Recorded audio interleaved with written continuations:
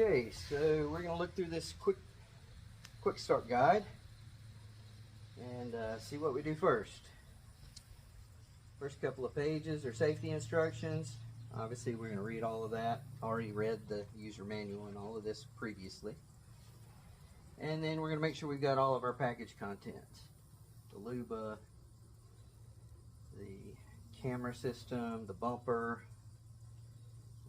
the blades,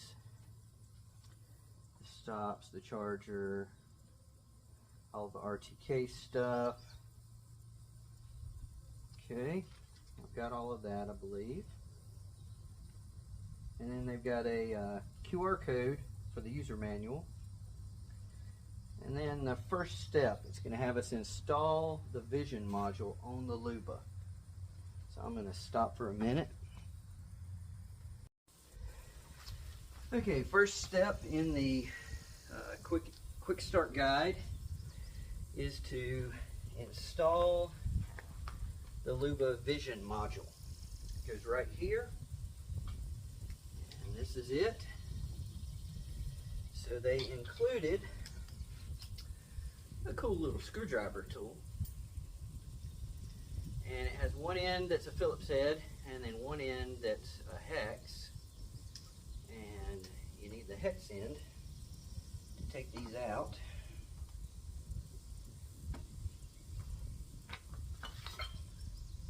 I'm just going to take these 4 screws out.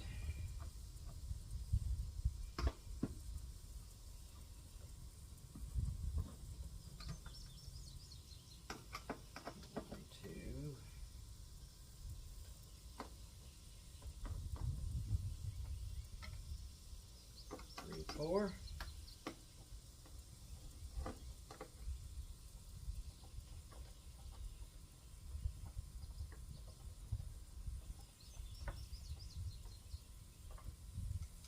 Okay, so taking those 4 out, then I am going to plug the 2 plugs up. There's a white plug and a black plug. Plug the white to the white, the black to the black, and they were smart about alternating. They have one female and one male on each direction, so you can't get them mixed up. So that's nice. That's all connected and secured. It snapped good. And I just set the module in place, and I put those screws back in. What I'm going to do is I'm just going to thread them a little bit, and then I'll come back. I'll get all of them threaded a little bit until I feel any kind of tension. Get them all in, and then after I've got them all in, I'll go back and just put a couple of turns on each of them till they're a little snug. I don't want to over tighten them, and I don't want to tighten one all the way down and not have the others.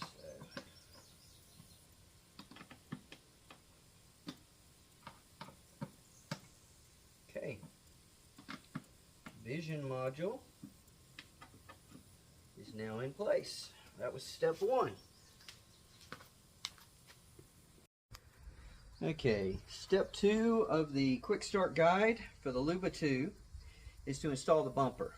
And I do want to show you the bumper. You can tell which side is up because there's these 2 screw holes on the top. The bottom does not have the 2 screw holes. Now there's also these 2 buttons that you're going to need to push, and they actuate these clips. So we will have to squeeze those when we install it. So I'm just going to take the rubber band off that holds the screws. I'm then going to squeeze. Actually, first, before I squeeze it, I'm going to plug the black plug into the center. Make sure that it's got a good secure connection. Then I'll squeeze, As I squeeze, I should be able to insert into the Luba. Let's make sure that it goes. This is a little tricky. There we go. I think it's all the way, yep, it's in there, it's secure, it's not going to come out. And now you take the 2 screws in your little baggie, and they've got 2 spares as well. You take 2 of them. I'll set these with my other spares. Use your provided screwdriver. You can use the Phillips head. Oh no, you're not. You actually still use the hex.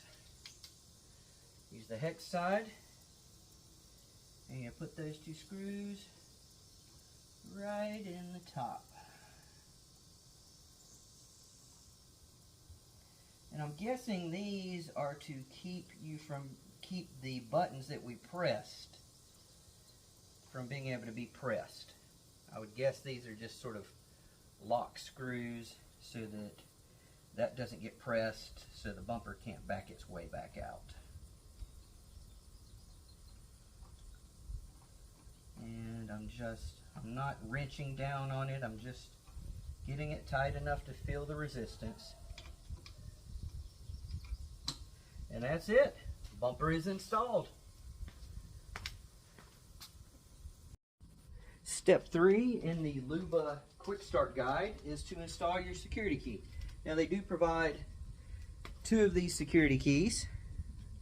So I'm going to take one out of the bag. And then all we're going to do is plug it in the back of the Luba. Security key installed.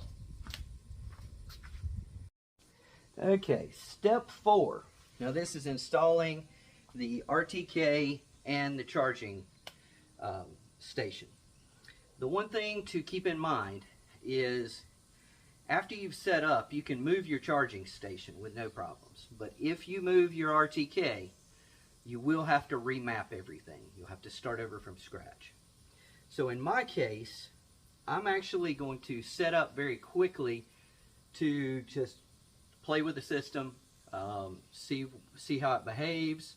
I'm not going to map out my whole yard yet, so I'm going to set it up initially just out on the yard, and then after I've figured everything out, then I'm going to mount my RTK actually on the roof of my house, out on the end of the eaves, and get it up as high as possible so that it has the best clear view of the sky and can see the most satellites. The real key in this guy working well is that the Luba, as she's traveling around the yard, can see the same satellites that your RTK can, and that is going to help you out the most. So making sure you don't put your RTK where it's blocked by your house or trees, where its view of the sky and all of the satellites is best. And then you want that RTK where it has the best view of your mower as well. It just helps for it to have, it doesn't have to maintain line of sight to from the mower to the RTK, but the best that you can provide it, the better performance you can expect. And that's what I've learned from the Reddit forum. So we'll get that set up in just a second. Okay, the first step of setting up the RTK is we're going to take this antenna and we're going to mount it to the RTK unit. It's threaded, so you just put it in there and spin it, and now it's secured on there. Then I'm going to take my 2 poles, and you've got one that has this bulbous sort of part, and then it has threaded male end. Your other has a female thread and then a smaller female thread on this side. So the larger thread is going to go onto this. We're just going to screw that together.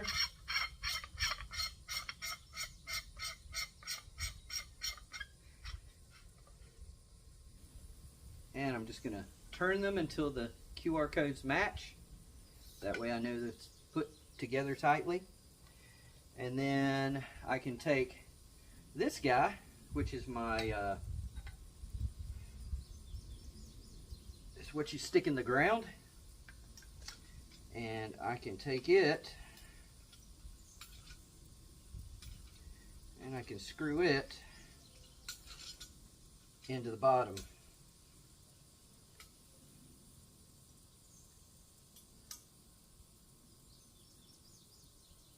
Of this pole.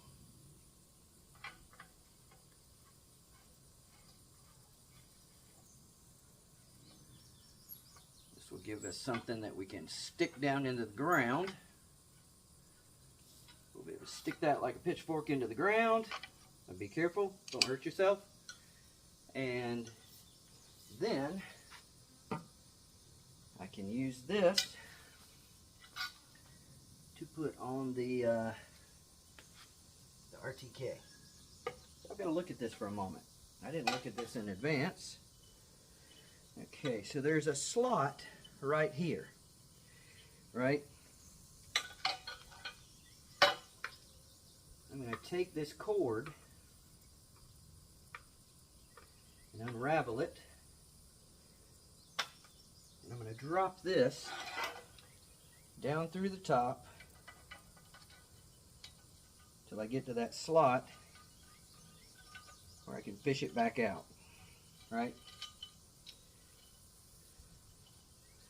Then I can take this, but don't let it get tangled. Pull it through.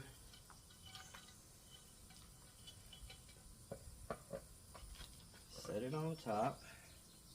Now this is notched, so you have to line up the notch correctly on the top so that, and then it drops down. And once that's in place, you spin that guy. And you have that antenna. It's ready to be put in the ground, right?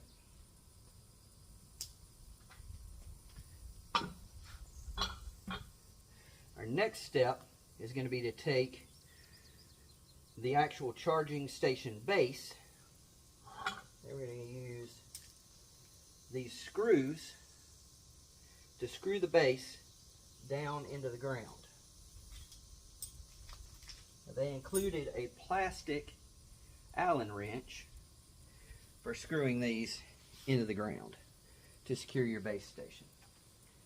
So I'll go do that. Now I've just picked a temporary location for my charging station. Hopefully you can see that. And I'm going to place this center right through the hole that it shows. I'm going to step down on that. Okay, so I've got that in place. Then I'm going to take these screws, push them in, and then use this plastic hex driver to drive them into the ground to tie the station down. Just like with the others, I'm just going to put them in initially until they start to grab and get all of them in place first. Then I'll come back and actually apply some pressure to them. But I want to get them all sort of in place first without torquing them down. And then I'll come back and tighten them.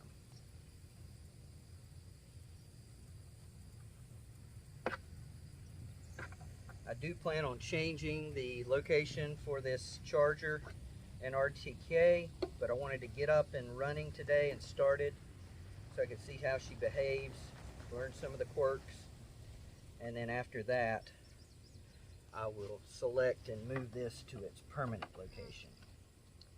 Now make sure that you leave your little plug out because you're going to need that.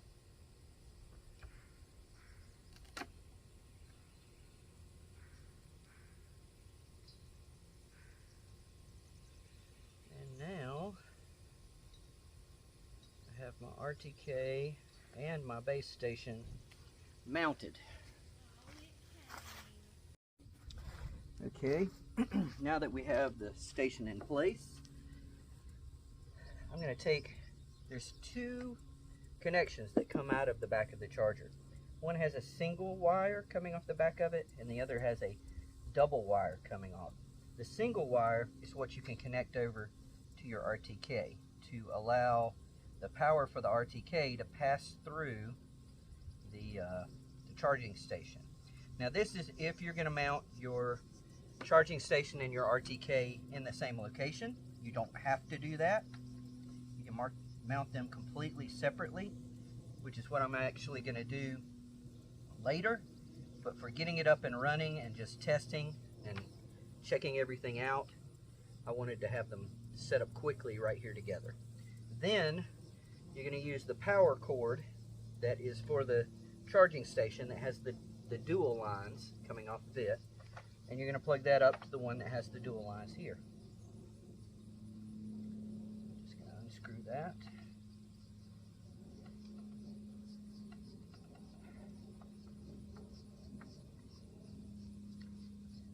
Put these together.